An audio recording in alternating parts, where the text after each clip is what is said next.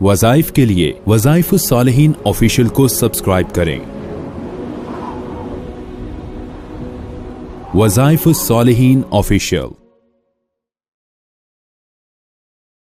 بسم اللہ الرحمن الرحیم۔ اللہ تبارک و تعالی ہر انسان کی سنتے بھی ہیں اور اس کو عطا بھی کرتے ہیں، لیکن انسان کو اللہ سے مانگنے کا سلیقہ آنا چاہیے۔ دعا کبھی رد نہیں ہوتی، اور آج آپ کو ایسی صلاۃ حاجت بتانی ہے جو نہایت مجرب ہے، اور میرے شیخ بابا چلاسی دامت برکاتہم العالیہ جو 5 زبانوں کے قادر الکلام شاعر ہیں، علم عطائی کے مالک ہیں، اور اللہ رب العزت نے ان کو بہت علم عطا فرمایا، مقام عطا فرمایا۔ ہمارے اکابرین ان سے بیعت ہوتے رہے، ان سے سلسلہ قائم کرتے رہے، اور شیخ القرآن مولانا غلام اللہ خان رحمۃ اللہ علیہ اپنے بیانات میں ان کے اشعار سر سنایا کرتے تھے۔ اللہ نے مجھے ان سے نسبت عطا فرمائی، خلافت عطا فرمائی، تو آپ توحید پہ بہت زیادہ انسانوں کو ترغیب دیتے ہیں۔ آپ کا صلاۃ حاجت پر ایک خاص عمل ہے، اور وہ اتنا پر تاثیر ہے کہ جب بھی کوئی مشکل پیش آتی ہے تو وہ عمل کرنے والا کبھی بھی ایسا نہیں ہوا کہ اس کی مشکل اللہ نے حل نہ کی، چونکہ دعا کبھی ضائع نہیں ہو، یا قبول ہو جاتی ہے اسی طرح، یا ذخیرہ آخرت ہو جاتی ہے، نامہ اعمال میں رکھی جائے گی، یا اللہ اس کی دعا کی برکت سے اس انسان سے بیماریاں، پریشانیاں، آفات ٹال دے۔ اب دعا جو اللہ کے ہاں قبول ہے وہ کیسے مانگنی ہے، مانگنے کا سلیقہ سیکھنا ہے۔ اب یہ نہیں کہ دعا پھینکنی ہے، اے اللہ دے دے،